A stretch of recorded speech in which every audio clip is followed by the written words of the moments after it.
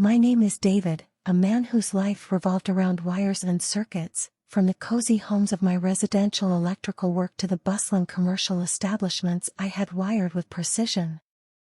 I had always sought solace in the comforting hum of electricity, grounding myself in the tangible world of volts and currents. But as fate would have it, my journey into the unknown began with a single advertisement, a cryptic offering from a very large national power company, the name of which must remain undisclosed. This multinational giant, with its ominous reputation for skeleton crews and questionable safety considerations, was a conglomerate responsible for lighting up vast swaths of the nation. It's incredibly influential and employs thousands around the country. The opportunity this large corporation presented was unlike any I had encountered before, promising a paycheck that would dwarf my previous earnings. In search of a fresh start and the chance to provide a better life for my family, I took a leap of faith and signed up for the position. Little did I know that this decision would lead me down a treacherous path, one filled with stories far removed from the well-lit streets of residential homes and bustling commercial districts I had once known. This is the tale of how I embarked on a fateful journey to that isolated corner of the country, in the employ of the company's expansive distribution operation that would forever alter the course of my life. Among the countless stories that would unfurl from my time in their employ, this is one that still haunts many of my nights, a story of an encounter with a sinister force that defied all explanation.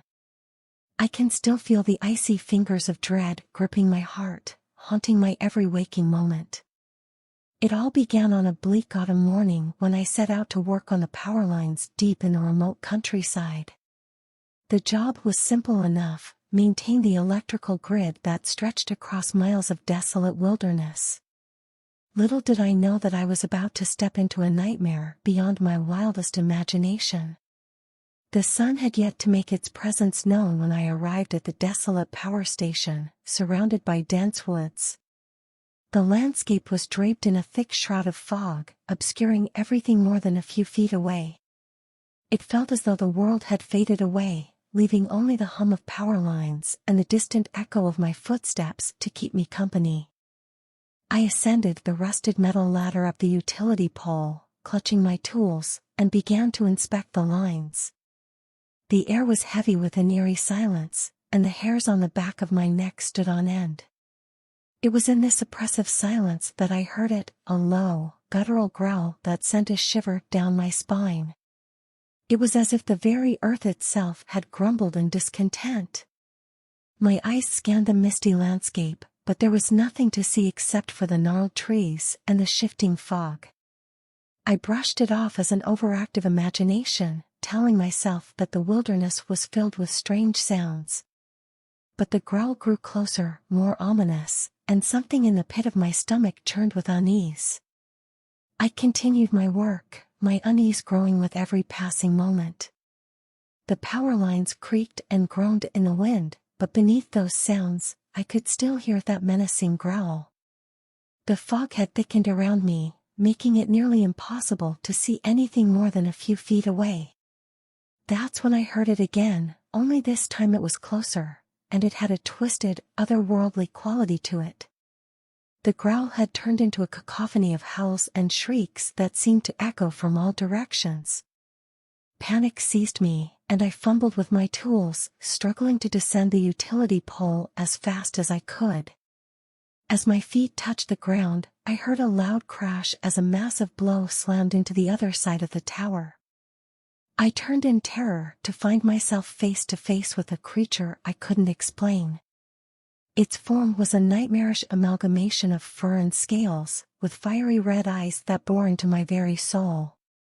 Its mouth was a gaping maw filled with rows of jagged teeth, and it let out a blood-curdling scream that reverberated through the foggy woods. I stumbled backward, my heart racing, and made a run for it, not looking back. The creature paused, seemed to wait for me to get a few hundred feet away, then I heard it begin to pursue me with unearthly speed, and the fog seemed to close in around me, disorienting me. The woods had become a labyrinth of dread, and the creature's screams grew louder and more haunting. I had no idea how I made it back to the main power station, but I slammed the door shut and barricaded it with whatever I could find. Thankfully the ladder held till I could roll a large portable generator in front of a large security door. The creature circled the building, its horrifying wails filling the air, but it couldn't breach the barrier I'd created. I spent the long, harrowing night in that power station, listening to the creature's haunting cries. It was a night of pure terror, and I knew that I had encountered something beyond the realm of comprehension. With the first light of dawn, the creature disappeared, leaving me shaken and forever scarred by the horrors of that remote country. The following day, I awoke in that cramped, dimly lit power station with a chilling realization that I had come face to face with an unspeakable horror. Every rustle of the wind, every creak of the ancient building, triggered a shiver of dread down my spine, as if the very essence of that creature still lingered, haunting the very air I breathed. I gathered myself as best as I could, my body aching and my mind foggy from lack of sleep. Determination warred with fear as I stood up, wobbly legs carrying me toward the door. I knew I had to leave that place, to escape the memories that clawed at my sanity. Without a word to my fellow workers, I left the power station behind, the fog-shrouded wilderness slowly retreating in my rearview mirror. I couldn't bring myself to admit the truth, not to my boss or to anyone else. The fear of being labeled as a madman or a coward was too great, and so I chose silence, carrying the tormenting secret with me like an anchor. In the weeks that followed, I tried to forget, to bury that nightmarish encounter deep within the recesses of my mind. I went back to work, facing the buzzing power lines and ominous woods with a forced stoicism. But the image of that creature, the guttural growls and piercing shrieks, they haunted my every step.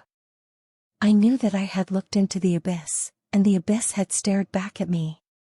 The horrors of that remote country would forever be etched into my soul, lurking in the shadows, waiting for the right moment to resurface and engulf me once more. To this day, I cannot explain what I encountered in those woods. I can only pray that it stays hidden in the darkness, and that no one else has to endure that nightmare that I lived through. You might call me crazy, but after some time off, I went back to work. It's not an easy job, but someone's gotta do it, right? I've more stories I will share later if I find the time to write. Thanks for reading. Cheers.